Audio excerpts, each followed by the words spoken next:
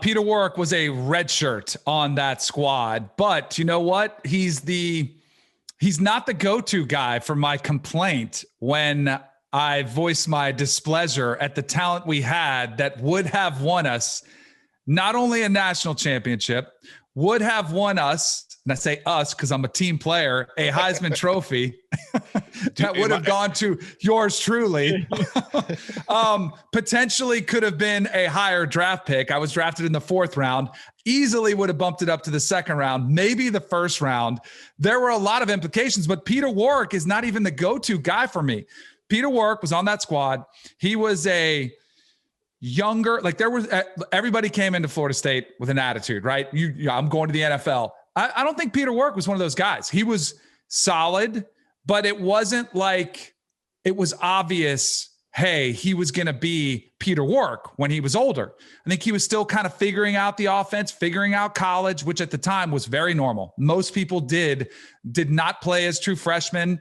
A lot of guys redshirted, especially at Florida State. It was and they did a good job with roster management of kind of tiering things so that you could get 3 years to be a starter. And that was the plan for Peter Warrick. So I never, looking back on it, when you're watching him and Chris Weinke tear up Virginia Tech and going back and forth and seeing him put these jukes on everybody and see the type of player he became, it's like, yeah, like that was insanity to look at that. But that wasn't the Peter Warrick that I saw.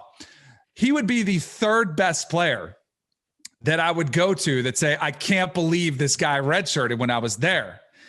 Number 2 on the list would be Walter Jones, who was a junior college transfer, comes in, he's an offensive lineman. Again, quiet, unassuming guy, was good in practice, but our offensive line wasn't an issue.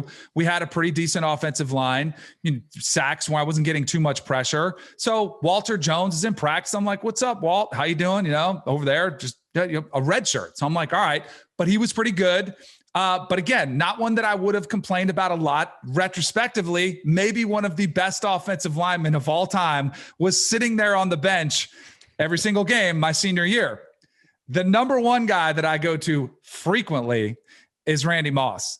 So Randy Moss comes onto campus and he comes with a controversial, checkered resume because he was supposed to go to Notre Dame as a phenomenon coming out of high school, where he was from West Virginia, was, player of the year in basketball and football, was going to go to play with Lou Holtz and was going to be off to the races. Then goes to Notre Dame, gets in a fight, gets pretty bad. I think there might even be video at the time, which was pretty crazy. Now everything's on video, but I think there was video at the time. And Lou Holtz, Notre Dame has the gold standard. Can't have any character issues. So they kick him out. They say, nope, your scholarship's revoked, can't come here. And a lot of people were concerned about Randy. Like, there weren't a lot of teams lined up to take him because they were worried about character issues. So Lou Holtz calls Bobby Bowden and says, hey, got this guy. I don't think he's as bad as kid as being as made out that he is to be. He did have an issue. I can't allow him here, but I think you'd be crazy to pass up on him. So Bobby Bowden looks into it, and he's like, you know what? You're right. He said, we will take him. So he offers a scholarship to Randy Moss under the condition that he has to sit out a year.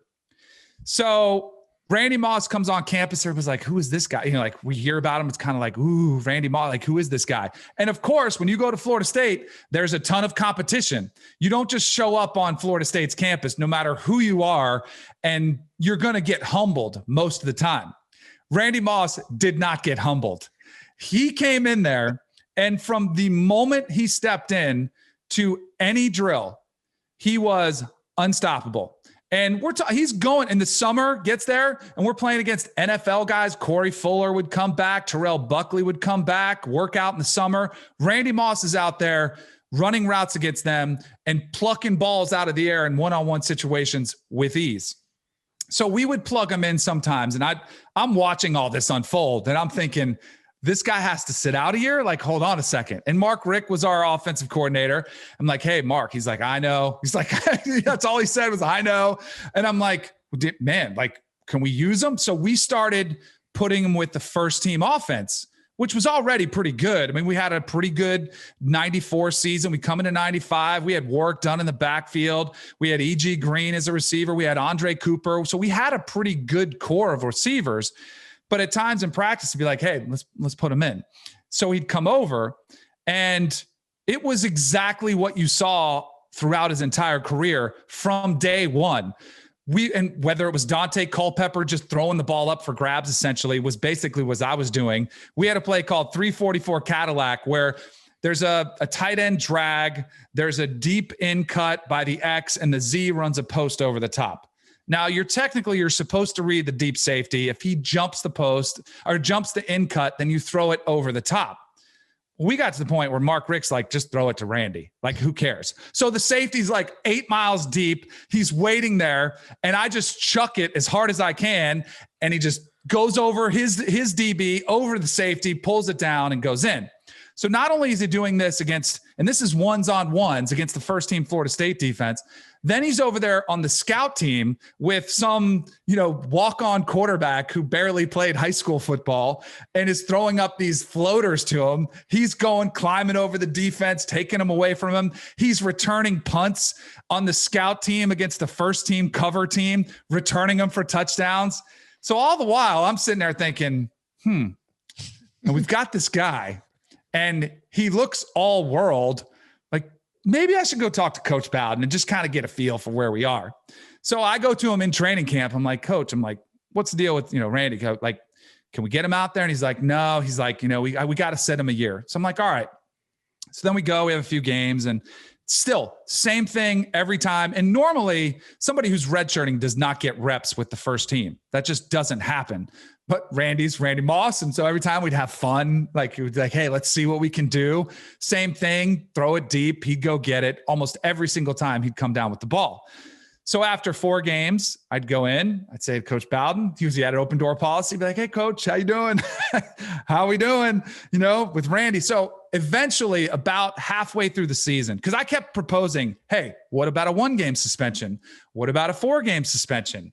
What about a half-year suspension? So when about halfway through the season, I went into Coach Bowden's office, and he goes, look, now, Danny, let me show you something. I can't do a Bobby Bowden impression, but you can picture the Bobby Bowden, good old charmed, not bad. He pulls me inside, and he goes, all right, I'm going to show you something. And so he pulls out like the stack of letters that he had. And they were basically complaints of people that had protested him allowing Randy Moss in. And they were some Florida State fans, some national articles that were written. Like, he had a stack of stuff that was all kind of criticizing him for taking Randy Moss. He's like, I would love to, he's like, I would love to. He's like, I can see it. I see the talent. He's like, it'd be unbelievable. He's like, I just can't. He's like, I'm a man of my word. I had to suspend him. He has to learn his lesson. So, tough luck. So Randy Moss, and I still, to this question, I get asked, who was the best receiver you ever threw to? And I threw some really good ones. Threw to Shannon Sharp in Denver. Threw to Jerry Rice. Now, this is 40-year-old Jerry Rice. End of his career, he came back with the Broncos.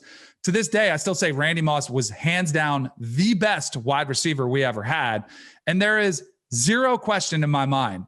If Randy Moss wasn't redshirted, we would have won another national championship at Florida State. Zero question. We scored 70 points 3 times that year. We would have scored 70 points 6 times that year. Like, we scored 70 against Duke. We scored 77 against NC State. We scored 72 against Wake Forest. We beat Miami 41-17. We would have put 70 on Miami if we would have wanted to with Randy. He was that unstoppable. We had 2 losses that year.